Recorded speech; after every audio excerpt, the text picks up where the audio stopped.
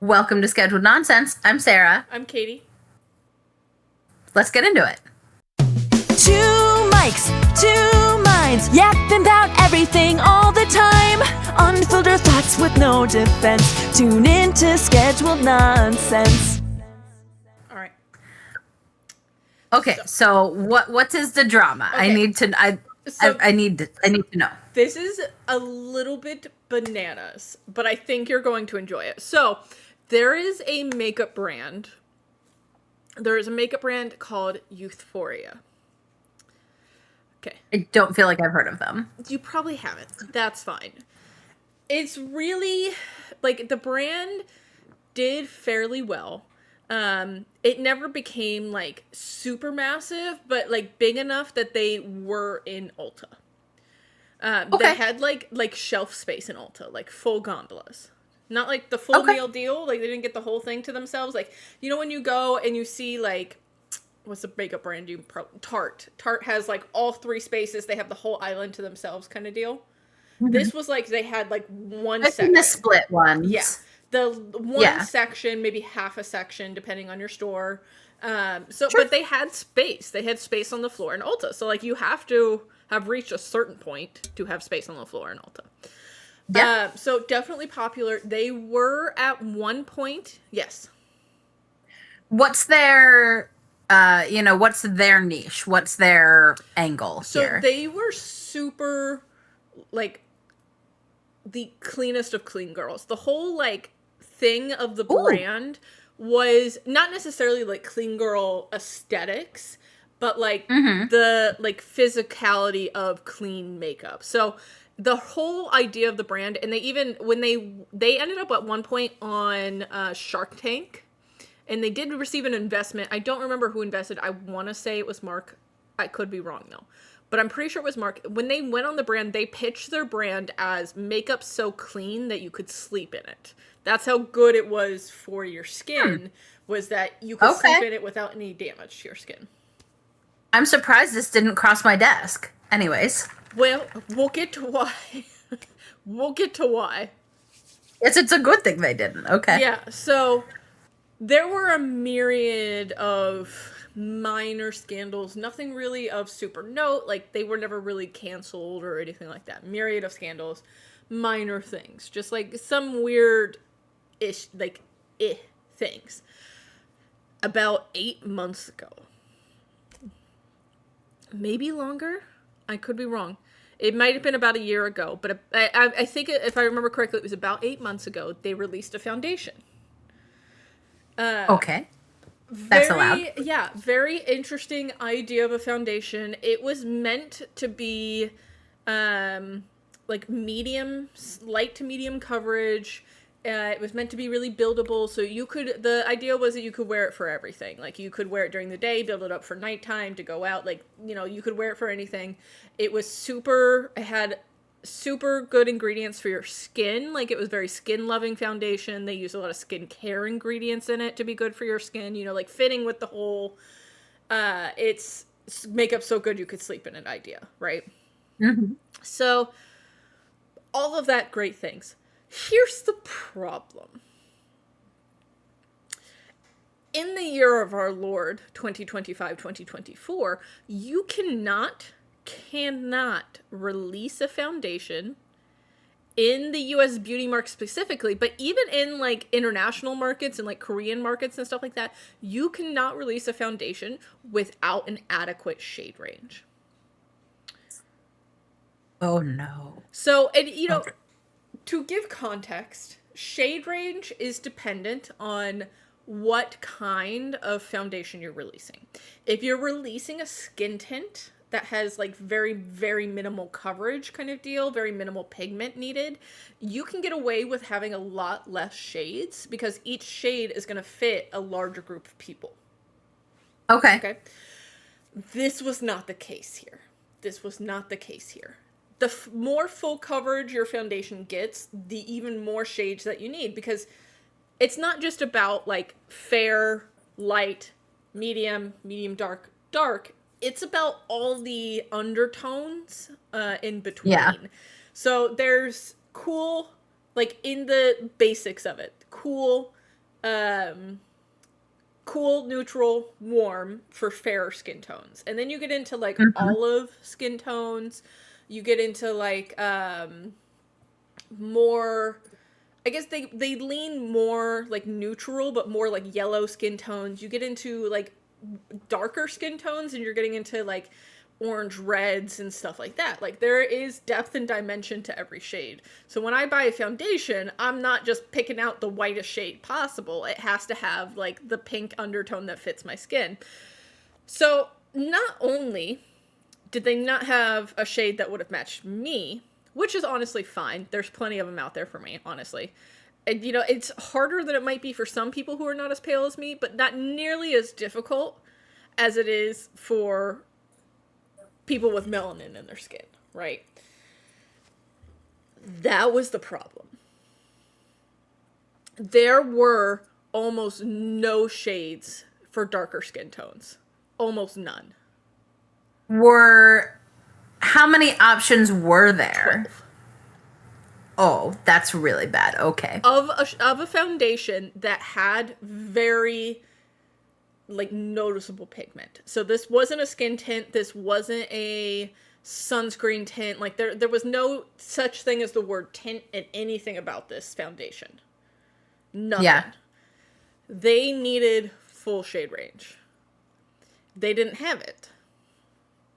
Here is where the drama began. There is a TikTok YouTuber influencer, beauty influencer. Her name is Gloria. Love her. She's excellent. She will rip you to shreds if you do not make something that fits her. She is very dark-skinned. Very dark-skinned.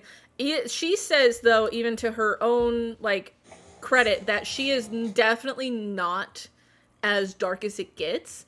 But, like, she's pretty close. She's pretty close. I'm gonna show you a photo. Okay. She is beautiful lady, though.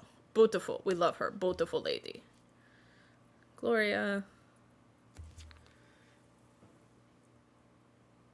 Oh, This is beautiful. Gloria. They didn't have a color. Gloria is one of the most beautiful women I've ever I seen. know. She is really like... I don't think I could ever see her in person because I think I would be intimidated by how beautiful she is. But... And then she's going to rip it to shreds? Oh my goodness.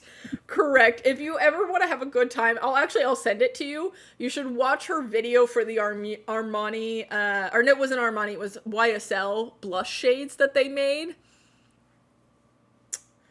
Anyway, that's a whole different ball game. That is a whole different ball game. Gloria gets a hold of this. So Gloria, they send Gloria the foundation in PR. They sent her the foundation in PR, and everybody tears it to shreds. It's not just Gloria. Everybody tears it to shreds. Yeah. This was like not anywhere close to a color that would work for her under no circumstances. Like not even as a concealer. Like not anywhere close to anything that would work for her. So not just racism, but tone deaf racism is what correct. Correct. I will add, this is a brand that had everything going for it. It had the right idea for the time that we're in the beauty space. It had the right products for the time that we're in the beauty space. It had an AAPI founder, a female founder. Like, everything that we want to root for in an indie brand right now. They had money, they had backing, they had, like, everything going for them. This was a brand that, like, we, as a boutique community, I feel, would have loved to support, and obviously did, because they ended up in Ulta. They ended up having success. Like, it was a big brand for the most. Like, it's not L'Oreal, right? You know, I think the brand, if I remember correctly, was started in like 2019. So like, it's not an old brand. It's not a household name, but obviously had done well. And it was everything that we would want to support. Everything. And they messed it up.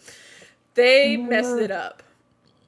What happened after the initial pushback? It gets good. Oh no. Because they could have come back from that. Brands have many, many times come back from that. Small and big. Wait. I do have one other question. Yes. So their product line previously, did it adapt to the Didn't- needs of, or Yeah, it didn't have like they had a blush, I believe, which did well and fit, like had skin tones for everybody. But they didn't have any complexion products. oh, okay, so this was their first foray into. Correct. Okay, And- gotcha. What were they more so skincare before, or was it makeup? It was makeup, but it was not complexion products. It was like blushes, bronzers, mascaras, eyeshadows, Okay. lip stuff like that. The things that are quote unquote cheaper for a brand to produce, starting off, because foundations and concealers are expensive to produce. They are expensive to produce. The components are expensive. The making of the product, the development of the product is expensive.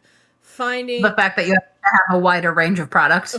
yeah, well, and that's why it's expensive, is because you have to have a wider range of product. You can't put out, you can put out 5 blush shades, you can put out 3 blush shades, and that's, Yeah. a lot cheaper to produce than putting out the necessary, probably depend, like on this level of foundation, really you should have about 40 shades. 40 shades is necessary. That's pretty expensive. Yeah. Which means that you shouldn't do it unless you have the money to do it. So, And I also think, like, if you're in that situation, if you're not at the point where you can do a full 40 shades, if you want to deliver the best quality product you can and you have this idea, you start with 20 and they're spread like their evenly. full range. Yeah. And then you fill in the gaps in between as you can, like, Which a lot of brands have done. Like, a lot of brands, Yeah. a lot of even big brands have done. Like, of note, there is a brand called Merit that made Know them. Yes, they made a foundation stick that had a smaller range to start with. Now, it is not super full coverage. It is like a lighter coverage, light to medium, I would say, coverage, but it was more coverage than like a skin tint. So they needed more shades than a skin tint would need. I think they started with about 20 shades. And they're up to, I think, about 40 now. Because they did exactly that. They put out the initial range. It was, I won't give them a lot of credit because it was not the most evenly spread across the spectrum. But they have but it was come, inclusive enough. yes, they have come a long way. And it was enough. It was enough for what they were putting out. Okay. So here's where it gets good, because all of this happens. They release it. The internet eviscerates them, pretty rightly so, if I do say so my little self, in my opinion. They get eviscerated by the internet. The owner, who had not done well in the past with public apologies, posted an apology. Who is the owner? I don't need to know their name. Describe their person to me. She's a young-ish Asian woman, so she's probably in her mid to late 20s, I believe, early 30s. Okay. Like I said, everything that we would want to root for, and everything we would want to root for. So fairly young. I don't know her background. I don't know if she had worked in business before. I don't know if she had business before. If this, I don't know. But it wasn't good. It wasn't a good apology. It wasn't a good apology. I won't even go into the details because it's not worth it. It wasn't good. So they went back to the lab, as Gloria would say, and they put out some new shades. Great. Here's the problem. The shades that not all of them, specifically the darkest shade that they put out, was literally just black face paint. Nothing else. Just black pigment, no undertone, no depth, nothing to it, just black pigment. This is not a joke. This is real life. This is what really happened. And it was a massive jump between the second darkest shade to this one. Huge. So it wasn't even like they made everything in between and they made this for maybe the one person in the world who needs it. No. That's what they put out for the dark skinned guys. That's what they put out for them. And what... No, go ahead. Go ahead. Did they send it to Gloria? Yes, they did. here's where I can't wait to go watch this. Here's where it gets worse. If you can imagine, it gets worse. So I don't think I can, but let's hear it.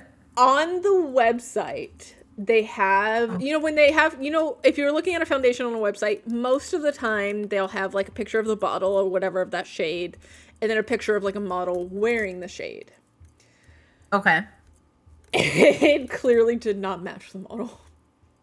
It looked so bad, Sarah. I can't even describe to you how bad. Like, you could visibly see the like difference in her eyelids to her face, the difference in her neck to her face, the difference in like where they didn't put the foundation up by her hairline, like very, very visible. And then the founder made a video of her in a mall looking for a model for the foundation. Great. Cool. Seems excellent. Finds a guy that she thinks would match the foundation. Not even close. Not even This so much. feels, Yeah. And wrong no matter what. Was this like live streamed, or did they actually? No, she posted that shit. They edited this and threw this together and said, you know what, we've got it, and Locked they in. super did. Yeah. Cool. Okay. So, Gloria, pretty bad. The internet gets the foundation. Gloria gets the foundation. And I shit you not, Gloria took a bottle of black face paint, the Euphoria foundation, put one on each side of her face, looked at the camera, and said, guess which one is which. And guess what? You couldn't tell the difference. I mean, hats off to Gloria. And also, just as a general, I'm very sorry to Gloria. It was bad. Like, I mean, it almost made it, like, it didn't almost made it worse. It was worse than not including them at all. It was like, it was like that customary, like, we included them with something that doesn't actually work. You know? Oh my goodness, that's a roller coaster. Yeah, so where are we at now? Flashed Monday, this past Monday, August 4th of the year of our Lord and Savior Taylor Swift, 2025. Euphoria announces that it's closing. Well... And there's been a lot of discourse around it because a lot of people are like, well, this is what they get. Like, obviously the canceling worked. This is what they get. They ruined it for themselves. And at the same time, people are like, well, at the same time, yes, but the beauty space is changing. There are other brands that are also closing. A couple of weeks ago, a brand called Ami Cole also announced that they were closing. And Ami Cole was a brand that was in Sephora. Fairly successful. It was a black female founder, and it was mainly targeted, like the main aspects of the brand were targeted towards people of color. So I don't think they had a foundation color for me, which again is fine. They probably did on their website, but I never saw it in person. At all the Sephoras that I went to, full gondolas, small gondolas of the brand, never saw a foundation shade for me. It was made for the people who were already being underserved in the community, which is excellent. Love that for them. And it, like, again, everything we want to root for was doing well, had backers. The founder was amazing. Like, everything was great, but even they couldn't make it. So it's like the discourse has become, is it really because of the canceling, or is it because the beauty space is just changing? And like, it's really both, I think. Like the brand is just not keeping up, but also, and the pressure to like be a certain level of successful is also there. Like the idea of what is successful and what isn't is a struggle, but it's just kind of a weird, like, side by side of both of these brands closing at the same time. Yeah.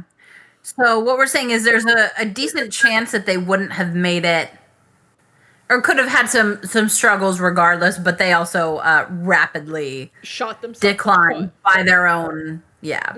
Yeah. I mean, it was bad. It was a bad time to be a youth for. Like anyone who ever supported the brand immediately abandoned them. Like it was just everything about it was bad. None of the things they did in that scenario were bad. Like they could have come back. So many brands have come back from not releasing enough shades to start. So many brands. And they just didn't. So they're done. So they're done. They're done. 50% off everything on their site at the moment, final sale, and then they're closing. Were there any products from them that you found value in? I never tried them. Never tried them. I never heard of them until that scandal happened, and then never felt the need to try them from there. Never was interested. I wouldn't think so. Yeah. No. So, but yeah, that's the drama. Honestly, it has been a wild time on beauty TikTok. I didn't realize it was so crazy out there. This is, I mean, in the grand scheme of drama in the beauty community, this is very mild. Because we can all flash back to Dramageddon in, the late teens. And we would need a whole 3-part series for Dramageddon. Oh boy. Yeah. Okay. So this could be a continued educational experience for me. We can do little bits and pieces throughout time. Okay, perfect.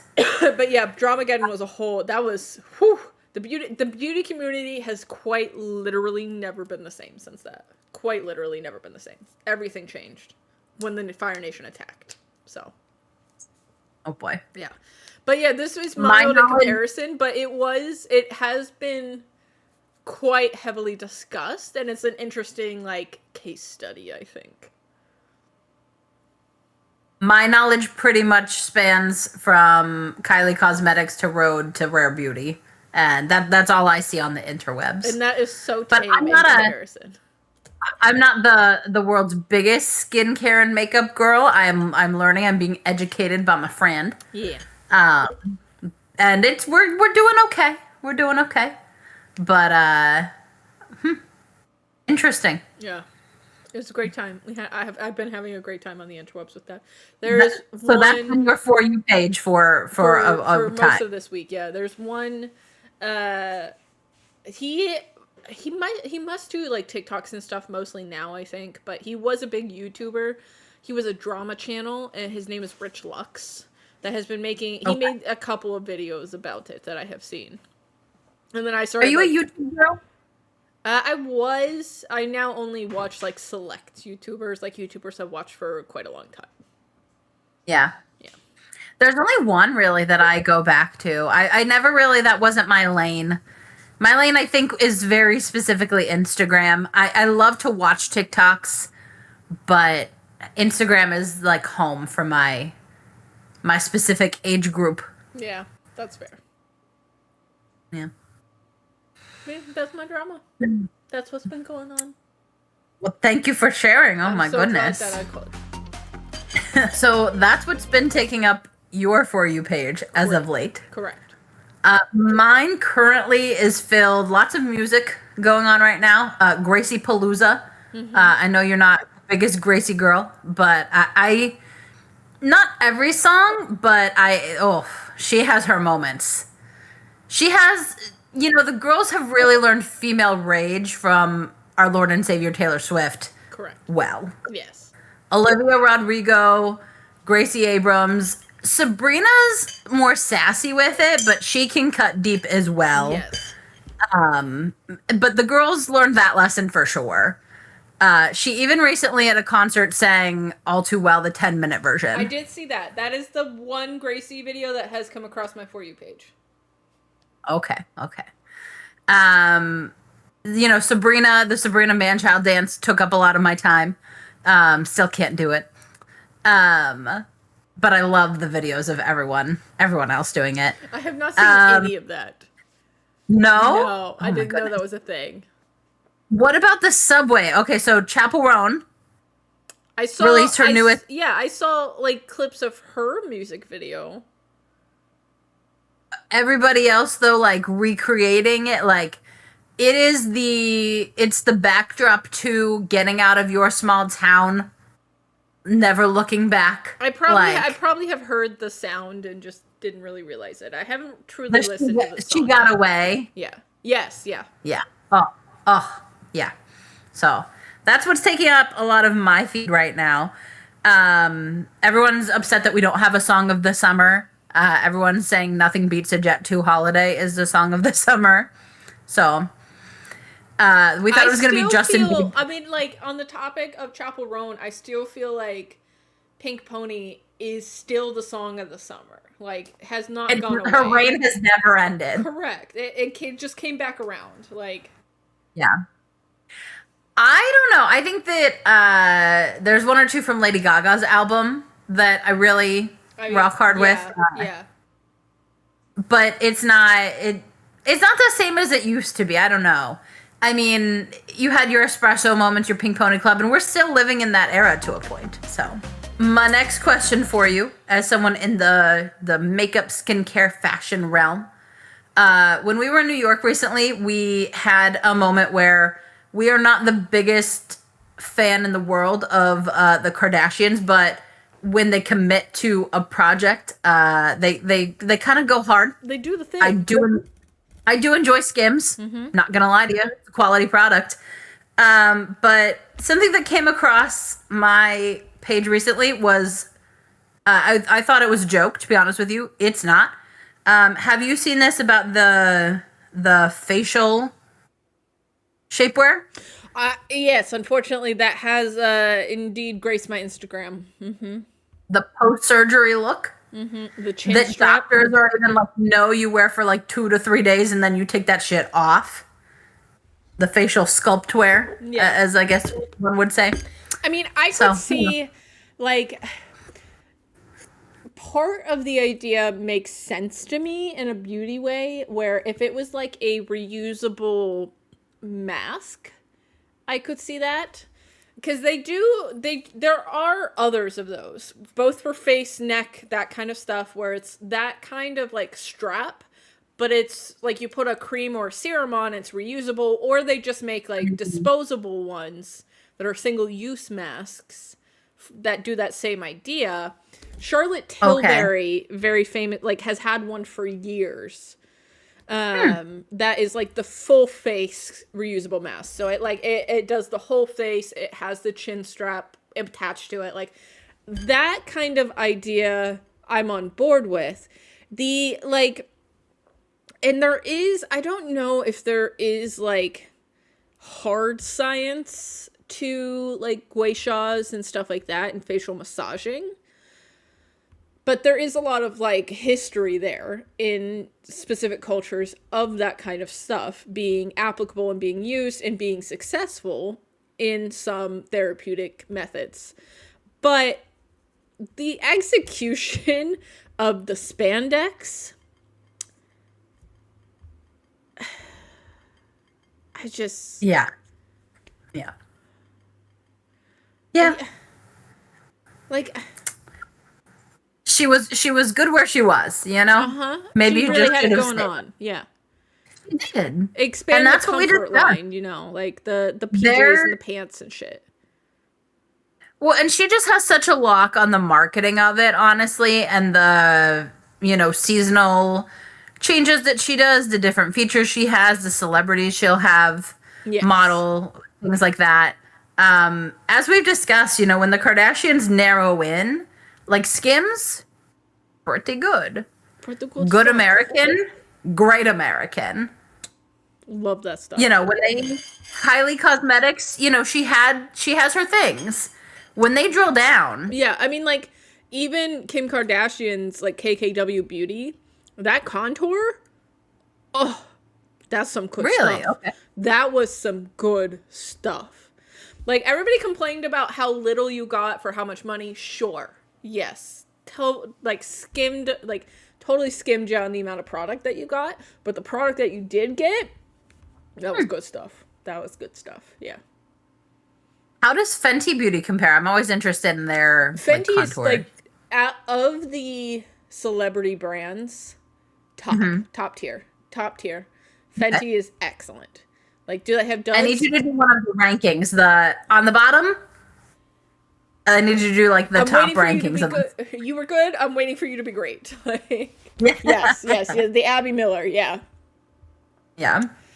So like Fenty is they were the first ones to truly get it right. Like Kylie Cosmetics and KKW had already come out and already been out. There was already other celebrity brands, but nobody came out the way that Fenty did. Rare Beauty is a close second, very close second. Okay. But nobody, I have quite a few things from Rare Beauty. nobody came out the way that Fenty did. And Fenty is the reason, I would say, like not the whole reason, but a big reason why culture is no longer accepting of brands doing a half-ass job on shade ranges, because they launched their brand with several complexion products with over 40 shades each.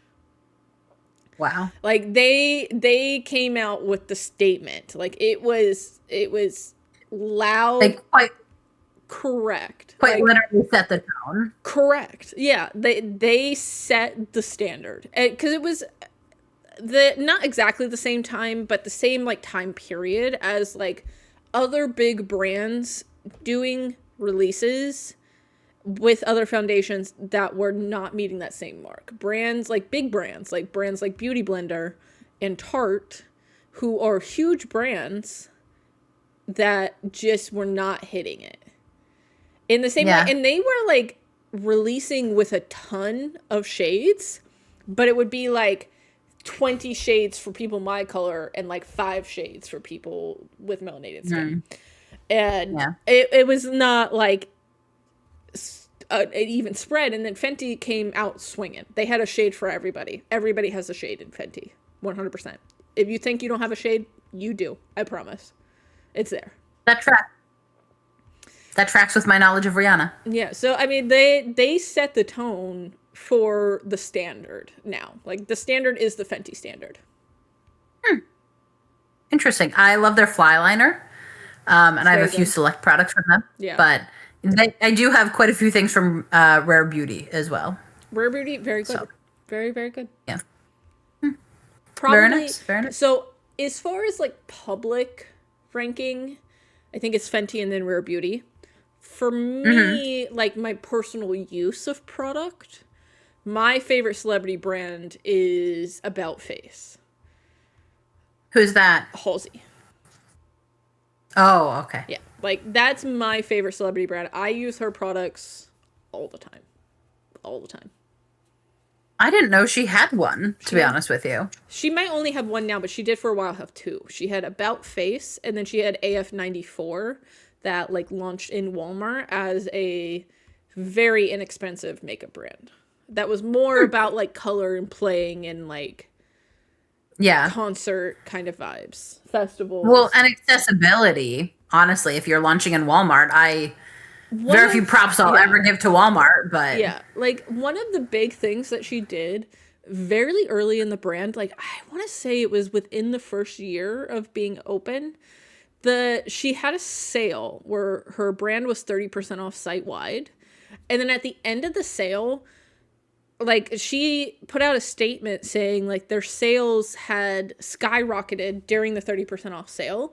And she said it made her realize that her products were too highly priced. So she made the 30% reduction permanent. Wow. Yeah. That's really cool. Yeah. It was pretty cool. And then they still do sales.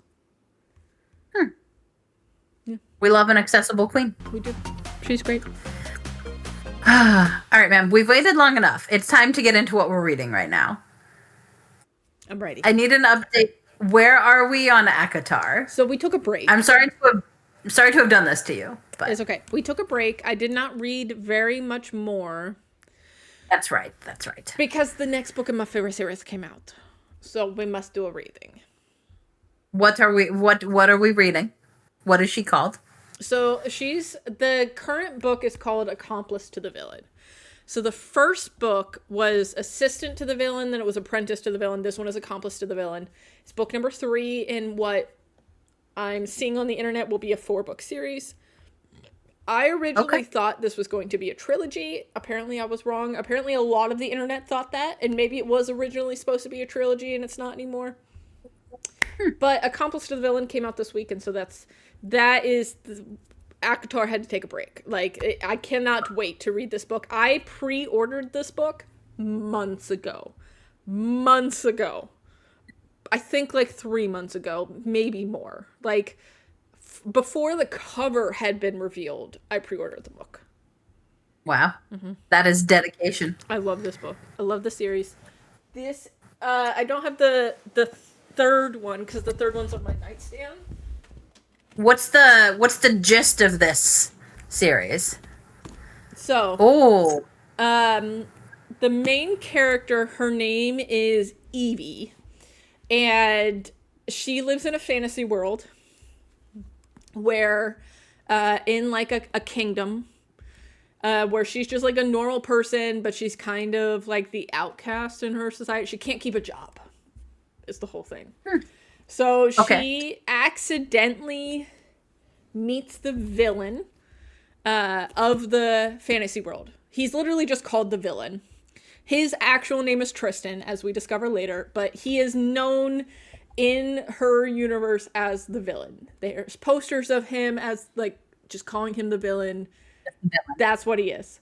She accidentally meets him in the woods, and she ends up literally falling into a job as his assistant. So it's kind of about those shenanigans. Like, she's like a happy-go-lucky, super preppy kind of girl, and the assistant has an office manager whose name is Becky, who is like the exact opposite of Evie and can't stand Evie. Like, finds her very annoying, kind of thing. He has a pet who is a frog. His name is Kingston. I think he's on the cover here. He is. It's this little guy up here. He has signs because he can understand people. So he holds up signs to speak. And it is the definition of a slow burn romance. Like, man, we are on book 3, and they are just now, like, kissing. Okay. Slow burn. Hannah Nicole Mayer, she was not messing around with that. She was like, she told us, she was like, I'm gonna give you what you want, but you're gonna wait 3 books for it. Like, that's not slow of a burn. She added a 4th book just to make you wait even longer. Correct. So it's very good. Like, I'm not gonna give away any of the plot because it's so good. It's so funny. It's so clever. Like, the plot twists are both, like, predictable, I guess, in a way, as, like, a pattern recognition person, but still cleverly done in how they happen. And I will say, for the first time in a long time, at the end of this book, I was a little bit surprised by one of the plot twists. I was surprised. So that's hard to do nowadays. It is. I've read a lot of books, like, so good. So the purple one first, red one second, the third one is green. She actually started on TikTok, like, during the pandemic. She started by making a, like, TikTok series as what if you were the assistant to the villain, and like did skits, and so that's how this whole started, and she ended up getting to write a book of the skits. I love that. So okay, so cool. assistant, apprentice, and accomplice. Oh boy, I wonder what the 4th's gonna be. Couldn't say. Oh boy, no idea. But it's just like the escalation has been. She keeps getting promoted. That's what we said. In the second one, that's what we said, is that Evie got promoted. Okay. Yeah. Okay, I'm gonna have to add that to my list. I'm in deep right now. I had read ACOTAR and then recommended to you. I held out for as long as I could, but I did give in. I very much enjoyed ACOTAR. I cannot wait to hear your opinions continue to build. Because I felt similarly in the first one. People said it was too much exposition and world building. Number one, you love an exposition. Correct. But it needed to happen, and like I was definitely interested enough in the first one. But once you get to the second one, once you finish the second one and you know what we're doing here, it just so good. Yeah. But then I made the mistake of starting Throne of Glass. Yeah. And once again, I'm very late to the game. And I have it bad. So I just finished Empire of Storms. And if I was a crier, I would have been in a corner in the fetal position at the end of this book. This was everything a book should be. Yeah. It was one of the best books I've ever read, and it's just excellent. I think you would enjoy it very much. I have 2 books left in the series. There's one that my only issue with Sarah J. Maas, okay? This is the second series I've read by her, and this is the second time in which I've been told that, oh, wait, you should have read them in this order. Like, there's a miscommunication on the order in which you should read these books. I actually missed one in ACOTAR the first time around. The one that you had asked me about that was very thin. Completely missed it. And I felt like there was a little bit that I didn't know going into one of them. But I just thought that they were going to elaborate on that later. I thought that was just some foreshadowing. No, it was definitely information that was yeah, it was a whole book, in fact. Didn't need that, apparently. But my only problem here is that TikTok keeps telling me that I should have been reading Empire of Storms and Tower of Dawn at the same time. How? As a timeline. How? I understand the timelines are happening at the same time. Number one, even if I would have tried, I would not have been able to put Empire of Storms down. I have not completed Tower of Dawn. In fact, I just started it. Enjoy the characters more than some that are leading this plotline. There's no way I would have been anywhere near as interested as the other book if I tried to read them at the same time. So we're getting into that. But I did have tears in my eyes last night when I put Tower of Dawn on my nightstand and the last book in the series, Kingdom of Ash. Because when I went to fetch it from my bookshelf, the joy that I had when I picked up this book and saw the thickness. A thick boy, yeah. 900 plus pages. Oh. Wow. I'm so excited. So we're going to be wrapping that up within the next week or two. So very excited about that. That's fantastic. And then I'm probably going to have to start Crescent City, which is her third series. Yeah. But I'm going to add yours to my list now as well. So the never-ending TBR pie. Yeah, she's so fun. She's so exciting. Like, in like, I don't know. It's very serious in an unserious way. Like, I don't know. And she just hit the right notes. I don't even know what to say about it. She just did the thing. We're going to have to do like a book exchange. Okay. So I saw that about doing like a writing your reading list for like a vacation. I don't know that I could bring that many physical books. Well, I don't know. I'll probably check a bag when we go to Mexico anyway. So maybe we'll do a book exchange on vacation. Oh, that would be fun. Or even you bring them to Virginia. Yeah. When you fly down, when you take the train down. Yeah. And then I'll swap mine with you as you go home. Yeah. So. That would be good. I have quite a few. How is your new phone? It's great. Pretty much the same. I do love the camera button of the iPhone 16s. This button on the side, like, click, opens the camera. And then I can do, like, I don't know if it's showing, but I can, like, do the zoom-ins and stuff. And like, it is, yeah. Yeah, I love it. I love it so much. I love everything about it. You know, because it's so big. I tried to fight in the resistance. I really did. Apple really pissed me off. I was all in with Apple. Yeah. I had the AirPod Pros, the AirPod Pro Max. Whole meal deal. I had did. my iMac Air. Yeah. I had phone. When my laptop died 3 years and a month after purchase. Which is Just kind of odd because I feel like you hear so much about iMacs lasting forever. Yeah. Oh, and it was a Pro, actually. It wasn't even the Air.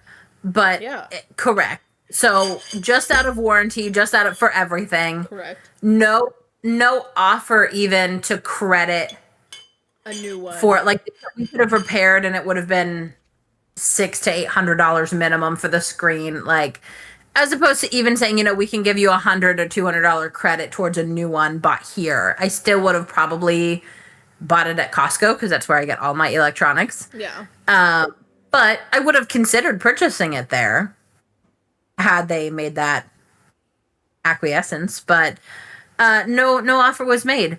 And I was like, you know what? Screw these guys.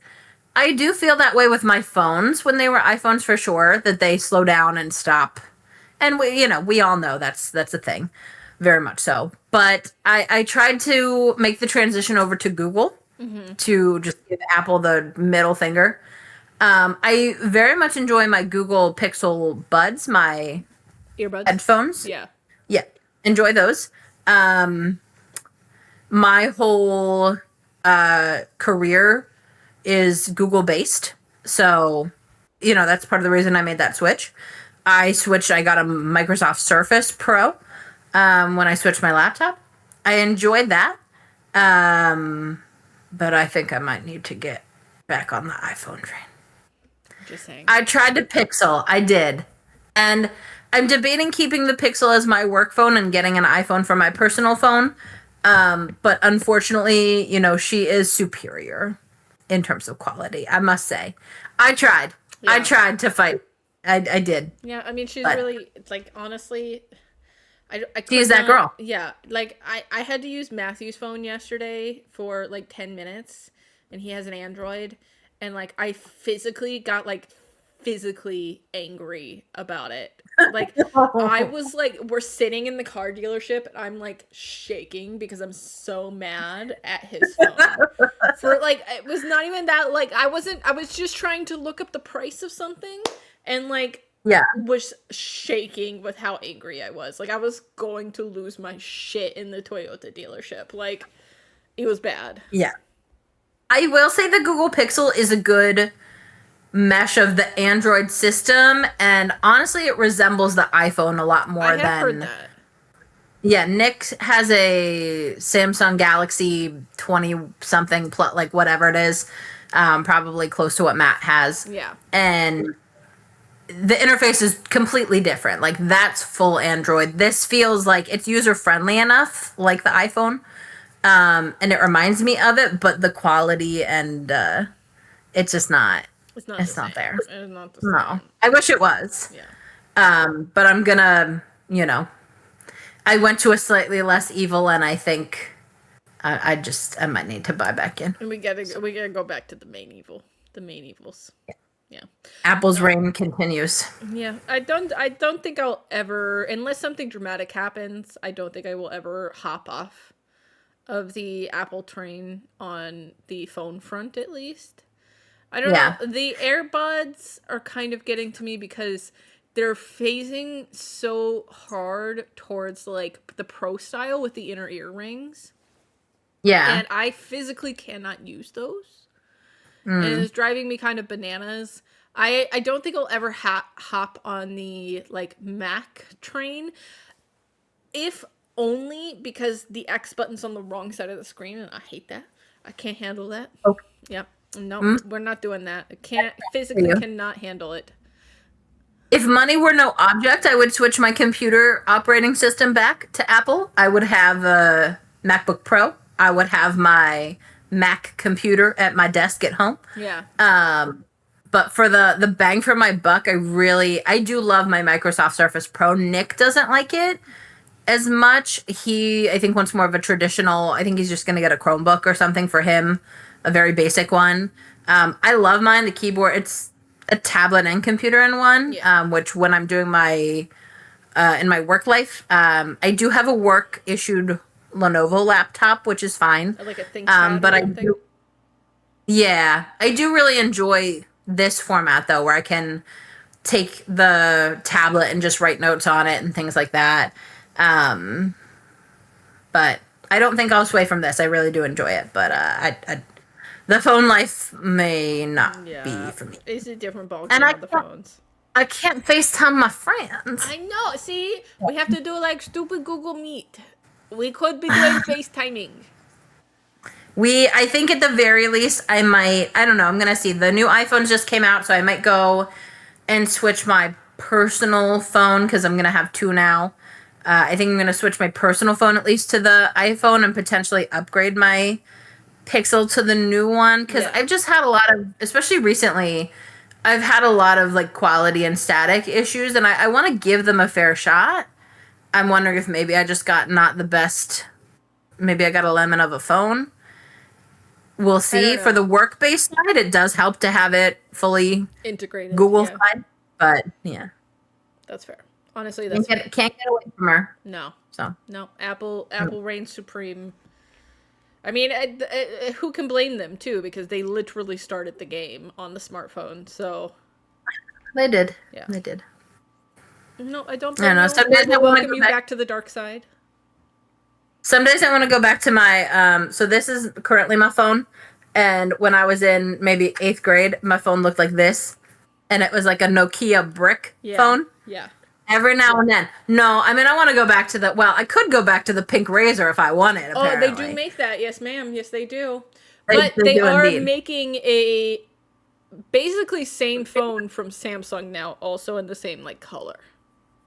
You know what I can't do? I can't do the bros that have and I apologize because there's a very small chance that this exists in your household, and I don't know. But the fold phone, the mega phone, Matthew wants one so bad. He had the little one. So he had the flip, which is the little like razor shaped one. He wants the fold so bad that it's ridiculous. Sarah, it costs like $2,800. There's no way. No. Why would I I can't Like I could like, never justify. Get to- yourself a tablet, guys. Correct. Like, and I mean, to I- do a cost comparison here, like, we just traded Matt's old car in for $3,000. So for $200 extra, you could go buy my husband's old car that's in really great shape with 78,000 miles on it. Like, I'm just like, that's bananas to me. Bananas. Speaking of the new vehicle, welcome to the Toyota family. We're happy to have you. Thanks. We're happy to be here. See, I come to your dark side, you come to my dark side. Everything equals out in the end. Perfect. Yes. Perfect. Do you love her? Does she have a name? No. No, okay. We don't, we're not the naming household of the vehicles. No? Okay. No, I have thought about it, but I just, like, never hopped into that. Even my couch has a name. I know. Do you? Do you know my couch's name? No, but you have told me before, I just don't remember what it is. You have informed me of this reality. It's a really good name. Okay, my couch is beautiful, okay? It's a yeah, mulberry velvet couch from Love that. Anthropology. Yeah. And it only slightly kills me that it's been all buoyed up and like I mean, several dogs, it's moved 3 or 4 times. my dog is just fine, thank you very much. But as Wicked would say, it's been disgustified. I got that wrong, but that's okay. No, it's pretty close. Yeah, when we were setting up this space in the guest room, I have this like chair and a half, which I love. I love a chair and a half. Yes.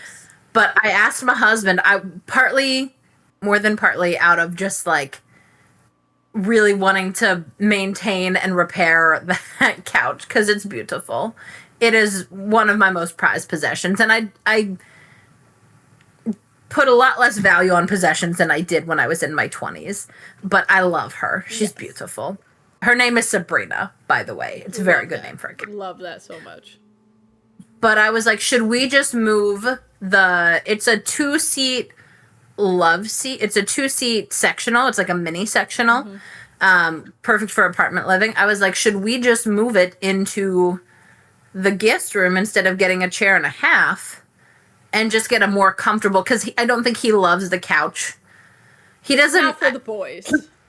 No, and he doesn't understand quality. Like there's feathers in the cushions, and he's like, "What?" He always complains about it poking him, and I'm like, "What do you do?" I don't know, boys. But yeah, people sleep on it now. Like it's just not the intended use. Yeah, it's a thing. And I was like, "Can we just move it in there, and we'll get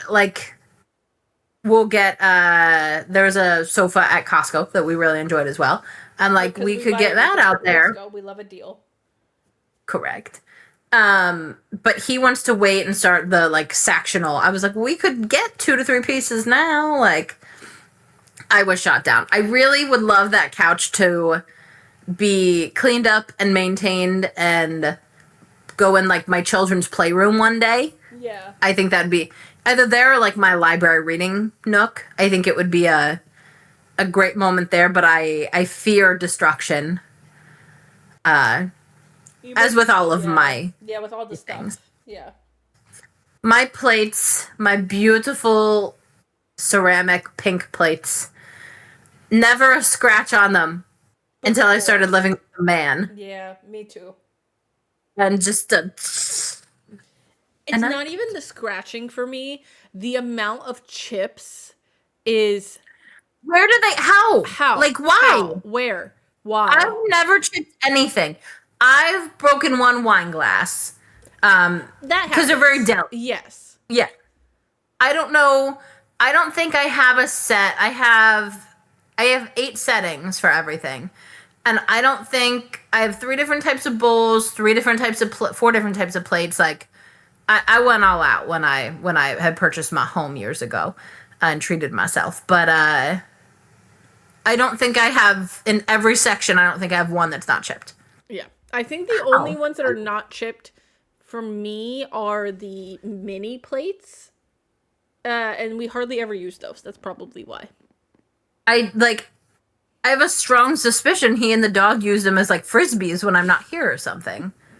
I don't know what else could cause this. I'm serious. I know, but it's still funny. Pippa wouldn't let that happen though. No, but He would speak up. a banjo might be a different story. Well, yeah. The sacrifices we make. I know, for love, right? Mm-hmm. You know, they really talk up this whole love thing in marriage and children and like, oh, it's so great. Except you have to live with a boy. And that's kind of trash. It's just not the same. It's not the same. The lesbians are really onto something, is what I'm saying. I had like such a beautiful hot girl apartment. Oh. It was, and that's the goal, right? And truly the moment everything was starting to fall into place, like as I had they say Saturn or whatever, when I was 27, 28, things started to fall into place. And like when I hit 30, it was right there. Yeah. And wouldn't change it for the world. Yeah. But no, I mean, I think within 6 weeks of me feeling like confident and good and like things were going well for Sarah, then came along, I mean, he sensed it. Yep, he knew. He knew. Time to disturb the peace. He felt a disturbance in the force.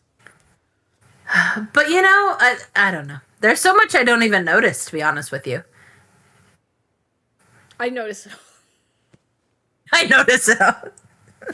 It's fine. Maybe I see it and just filter it right out. I don't know. Yeah, I don't know. I actively ignore a lot of things. Yeah. But so is life, right? We have to keep the peace somehow. I do have a dilemma. What is your dilemma? I need to go get my nails done again. Catherine? I know. I wish I could show you right now. I do my nails on Sundays. Typically every other Sunday, but my nails are not done at this time. I am deep into... I previously was not allowed to have my nails done very well. Because I worked in food service for some time. Whether it was my second job when I was a barista when I owned a home and was working 2 jobs to renovate it, to then I moved into a food service role in my primary career for close to 5 years, running a restaurant situation and then running a bakery. I do not now, and I get to kind of play around with some things, which is great. But I am firmly a press-on nail girl.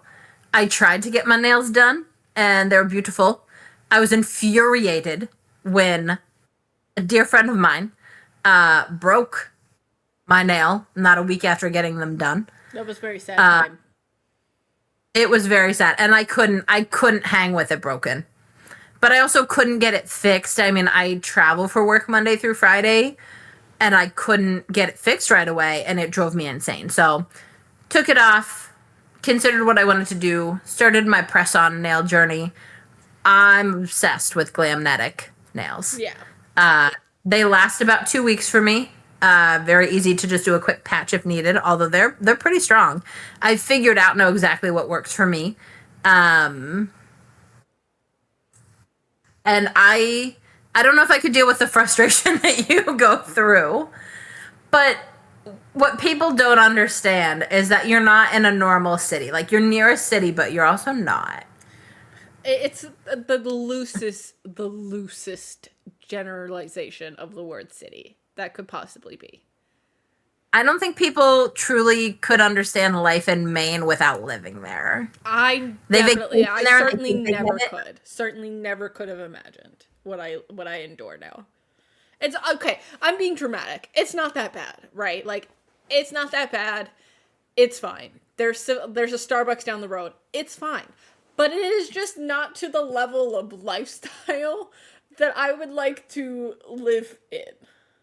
There are so many great things about it. No, and we'll have to do a full deep dive into that sometime.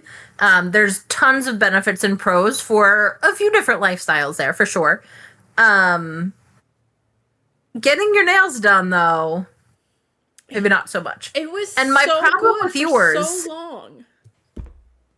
That's my problem with yours, is that you're going to the same place. Correct. Like, it's not like you're trying different places and trying to find the right fit. You keep going back to the same place, which I understand. But every time it's different, and every time it's still wrong. I don't get it, because when we first moved here, I went to this one spot, and it was great. There was some drama. I live in Maine. There was ice. There was snow. Somebody lost control of their car and drove through the front of the storefront of the nail salon. They closed for a while. Mm-hmm. So, obviously, they had to, fix it. They are reopened. I did end up going back to them after they reopened twice. And where I discovered that if I got one person, it was great. If I got the other person, it was bad every time. So, is there a way to book that one specific person every time? Yes, but she is very, very popular. Mm. And is also the owner of the business. So, like, limited availability. Well, of course, she's the only person who can do nails in Maine, apparently. So she's booked. Correct. So she is, in fact, the person that my boss goes to get her nails done. That's how good she is. And my boss has very high standards. Very, very for high every standards. single aspect of her life. Correct. So that's how good she is. She's booked all the time. Very difficult to get into her. I don't have patience for that. Don't. And I'm not because my work schedule, obviously, not nearly as volatile as yours is, but it does change quite often. So making an appointment far in advance either needs to be far enough in advance that I can request a day off, or it's not going to work. And so, and if you need a fill, you need a fill. Correct. And the dependent, it really is dependent on, have I been consistent with my vitamins? If I have been, then my nails are going to grow out a lot faster. Did I break one? Is one of them chipping? There's several factors that go into when I need a fill. It's not clockwork. So making an appointment ahead of time is not great. And she does not have the availability to get me in when I want to get in. Whereas the place that I started going to when they shut down for a while did. Like, they are significantly, when I first started going to them, they had only been open for a couple of weeks. They are significantly more popular now. So it is a little bit more difficult, but that's really only on the weekends. And I usually can get in on the same day, maybe just not the exact time that I want. Okay. So, no big deal. But it went downhill very quickly. Very quickly. Like, we were doing great. Literally twice a month I was there. Twice a month. Sometimes 3 times a month, depending on how fast I needed to fill. Like, I was there a lot. They know me by name.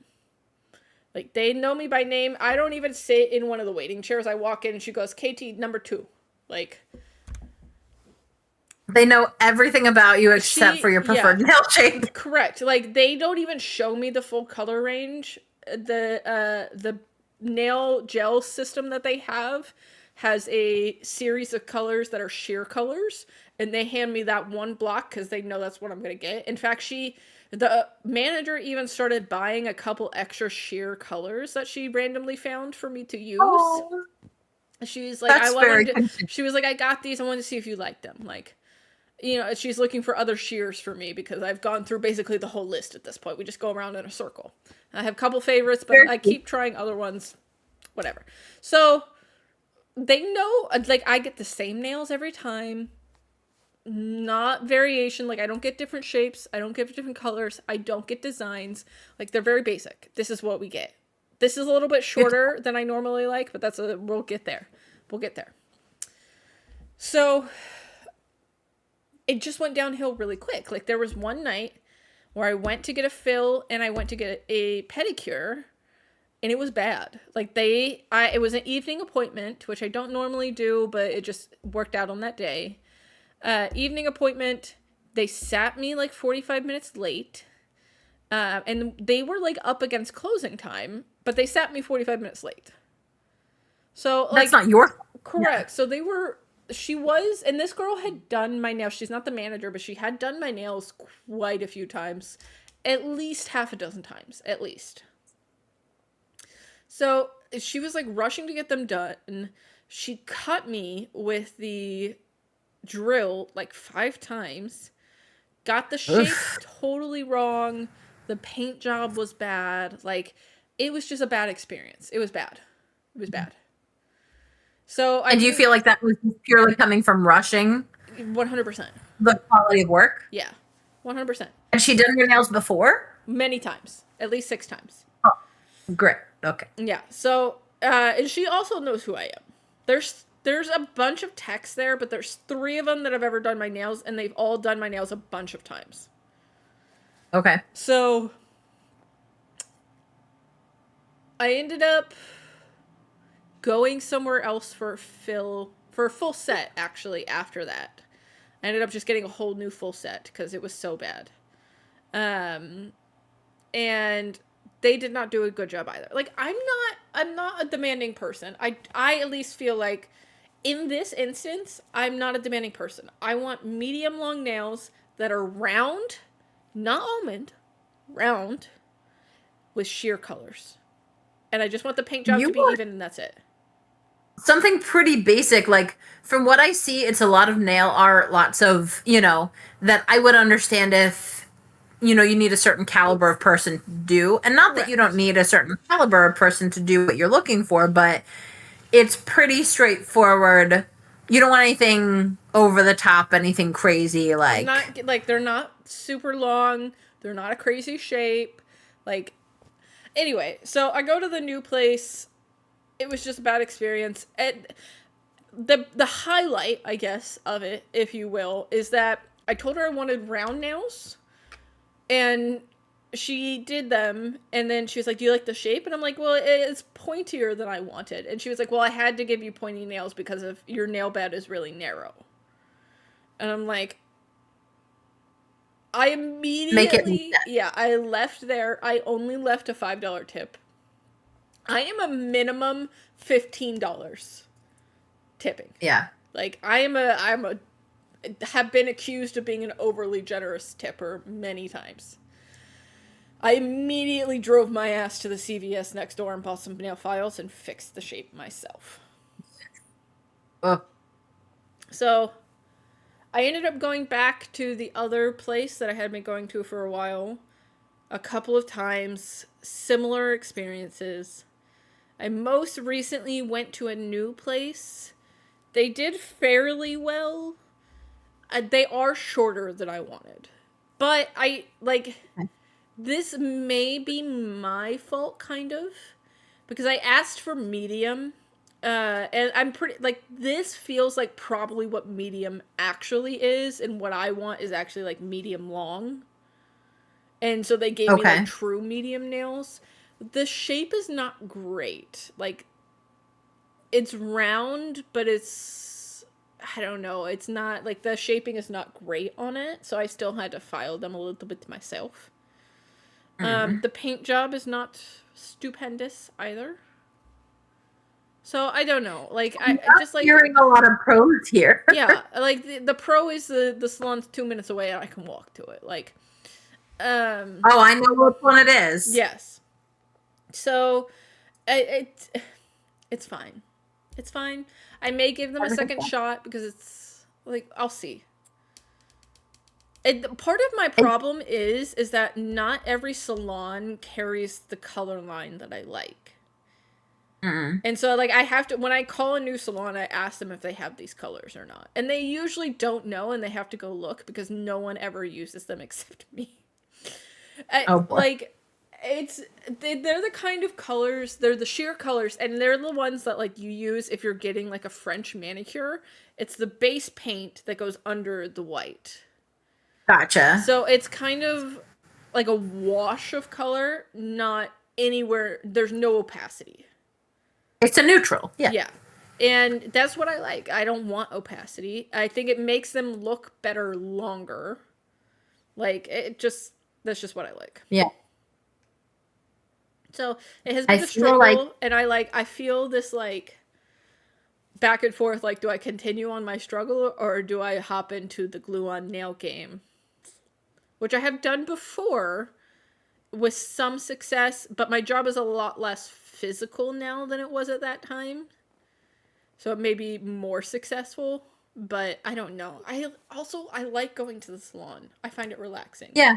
I feel better after I've been to the salon. I feel like perhaps you need to take to Instagram to try to locate to try to see the work and find some new talent potentially. Yeah. If they're to be had. Well, and I don't know, I feel like the simplicity of what I want is actually working against me.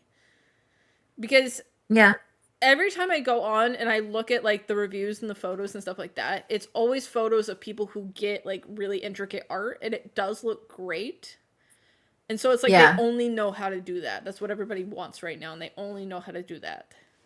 Yeah, but I feel like that's counterintuitive to Maine, though. After living there, it's very, in the best way, it's very granola. It's very, the women that are getting their nails done, unless they're transplants, which there are more and more from Massachusetts and things like that, but the women that are getting their nails done, I could see wanting a short almond French manicure or neutral or I don't see them wanting a bunch of art and flashy. No, they're very simple.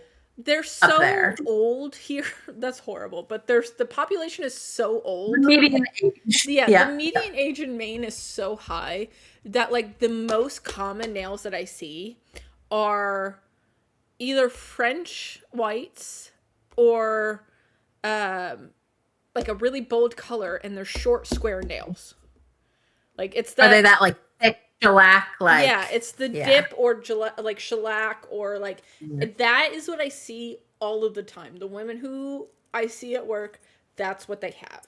That is the middle-aged and older stereotypical nail. I feel I see that all the time. So it's either that or their kids or grandkids who are getting the crazy art. And then there's just me in the middle who is not very well represented in Maine age-wise.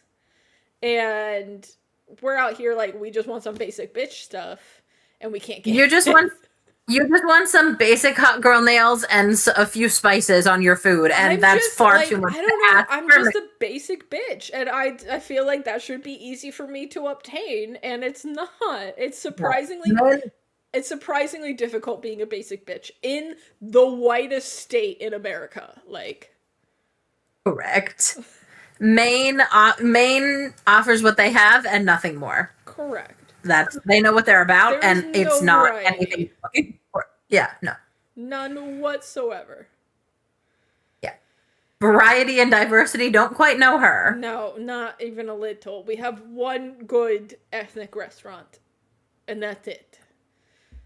I mean, but we know they do know a friendly, calm, relaxed way of life. That they know. They do, and they know They an do. Italian restaurant. That's for sure. They do have that. Well, yeah, I have been to several good ones. yes. Yeah, but yeah, that's all they got here. We got nothing else. I was very frustrated because when I took family out when they came to visit, and maybe it was just a long day of it all, I don't know, or maybe I'm just different, but have you been to Via Vecchia? No, I have not been there yet. I have heard of it many times. It was so good, and the party I was with did not enjoy. Like it was the wrong. I was assessing their needs for the first time. I love nothing more than creating a custom itinerary to what the person will enjoy. And it was a miss, and that was okay. But then I also felt like I couldn't fully enjoy like What it was. the experience because they were just kind of like not into it, and I was like, "This is phenomenal," but okay, Yeah, I've heard great things. It's touted as one of the best restaurants in Maine. very good, Yeah. very nice. Oh, Maine, Yeah, it's an interesting I place here. I miss DC. I miss it. Yeah. You miss where I am, and I miss where you are. So I love DC. I loved living there. I loved that area. I love Virginia. yeah. I miss it. I think if I lived here, I would enjoy it a lot more. I can see the benefits and everything where we are. I live in Northern Virginia, like 45 minutes outside of DC, so I can easily go in to DC to the museums, to the restaurants, for the culture. I can easily go hiking or to wineries, breweries. There's a lot of great restaurants here. A lot of honestly, there's a lot of things like nail salons, like Yeah. just all the different things. I recently I didn't get my nails done, but I got a pedicure with my mother-in-law who was staying with us. And we went to an amazing place that was kind of under the radar. It was just in this like little suburban town that I live in. The base pedicure was $35. We went to the $45 package for the scrub and everything. I feel like it would have cost more even in Maine, and it was like Well, because they they gave have us competition. They don't have competition here. they gave us plates of fruit. They get like it was a very luxurious experience. Yeah. So I realized that if I spent more time here, I think I would enjoy it more. I see the potential. But I don't know. My work life was not nearly as stressful in Maine. It was stressful, but not to the same Different. degree. Yeah. And it was I don't know, I got to enjoy living there more than my current situation. But that's fine. That means I'll visit you, you'll visit me. It's be going great. to be great. Yeah. Perfect. All right, my friends. We did Well, do it a little bit. We did show you around DC a little bit on my tour. yes. Yeah. Yes, no, certainly. I got to see some things. I generally have one day a week with my husband, typically Sundays. And it's hard because I think right now we've been going through some family stuff where we've had to devote a lot of extra time to that. We moved here in January. We moved into our actual apartment and started to feel settled in like March or April. And then we've been dealing with some family stuff since it's taken up a lot of our time. But now that we're going to be getting into a bit of a more normalcy and a little bit more of a routine, he generally will have one weekend day a week to spend with me. Typically Sundays, which would work great for me. I can finish up any last work on Saturday morning, do my errands, do my apartment stuff, hang out with you, and then have the day to, I think we'll alternate. I think we'll like explore 1 week, go do some activities, and then chill. Relax. Yeah. Yeah, because right now, any little amount of time we've had, we've just kind of spent chilling and relaxing together. So, Which is understandable. I mean, you guys have been doing a lot of traveling. Like, you travel all the time, and then you spend your whole weekends traveling and, like, taking extra time off just to travel for family stuff. Like, it's been a lot. It's been quite exhausting. It has, but you know, that's life. It's worth it. So, but yeah, we're excited to explore and dig in here. You'll have to give us more and more recommendations, but we're probably not living here for like the long haul. We thought when we moved here, we might be here for 8 to 10 years, and look to like start and raise our family here, at least for the early stages of life, before we get to one of what we want to be our, maybe not final destination, but our long-term stopping point for raising a family. The price point, while better than Maine, at least the area we lived in, Maine, is not a ton better. I mean, it's Northern Virginia near DC. Yeah, like Nova is still expensive as crap. Like, absolutely it is. It was when I lived there. Like, when I walked you through the town in Pennsylvania that my husband hails from and that I lived in for a lot of time, you were shook by the pricing. I was shocked. I was, because you tell me, like, I know it's a like town, like a suburb of Pittsburgh, but like my understanding of real estate, like, I didn't quite, maybe it's because of like the work region that I'm in, and Pennsylvania is part of the same work region. Like, my brain is like, oh, Pennsylvania is not the Midwest. It's going to be expensive too. Pennsylvania's the Midwest. I don't know what I was thinking. It's the Midwest. Well, where we lived in Pittsburgh is the Midwest. Yeah. Philadelphia is not the Midwest. Pittsburgh is much different parts of the state, but it's a lot. It takes about 6 hours, 6+ to drive across. Like, it's a big there's state. A divide. Yes. There's a divide in the middle of the state that really cuts that line.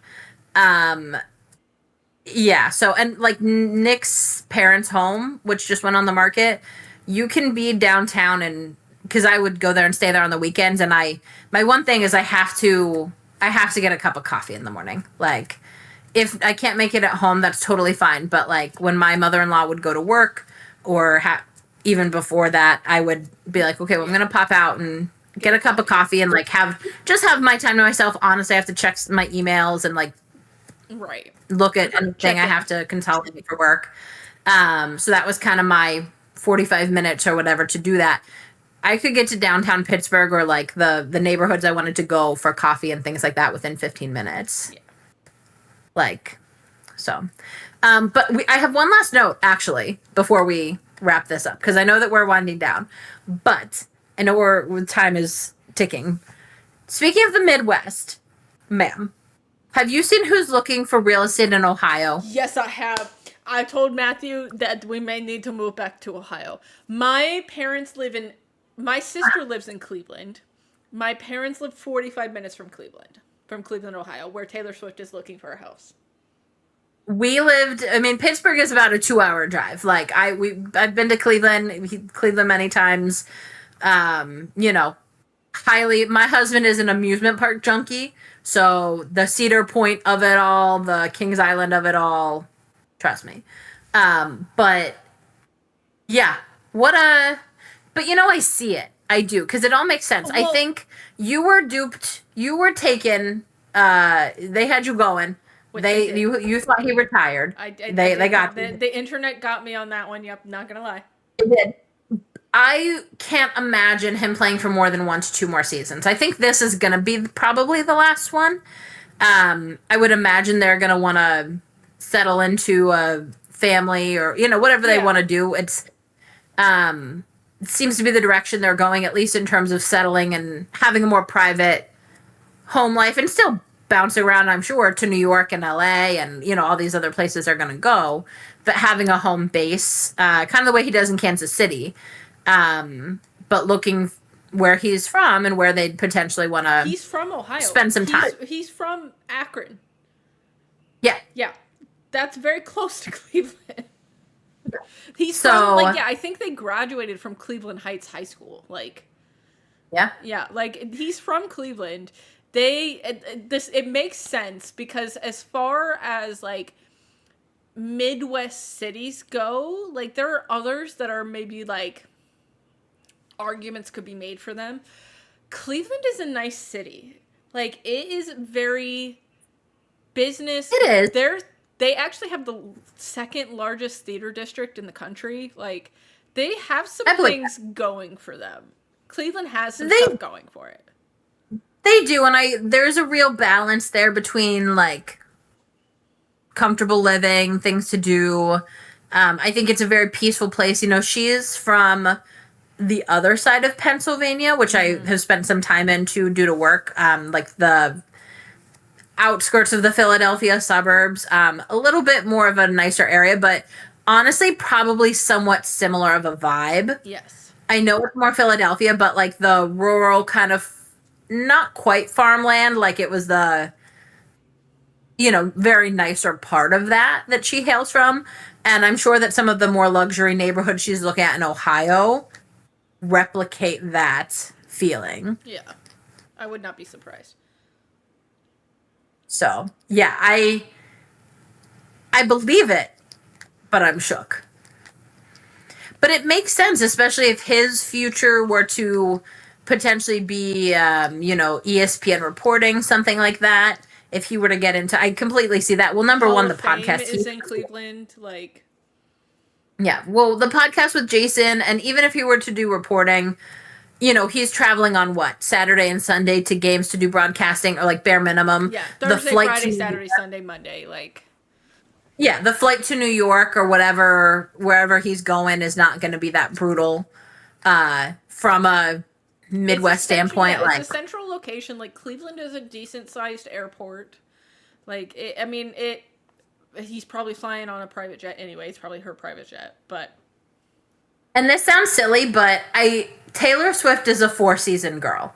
You know, I don't see her. Kansas City, I'm not 100% sure of the weather. I don't think they have the snowy that Christmas tree farm winter, the, you know, fall, the crisp, cool fall. I don't know if they have that. And I think that is, if she had to narrow down where she wanted to like anchor, she's not an LA girl. She's Nashville to a point, but I think if she was choosing a childhood similar to her own, you know, It's representative. that northern, yeah. So wild, Yeah, I agree.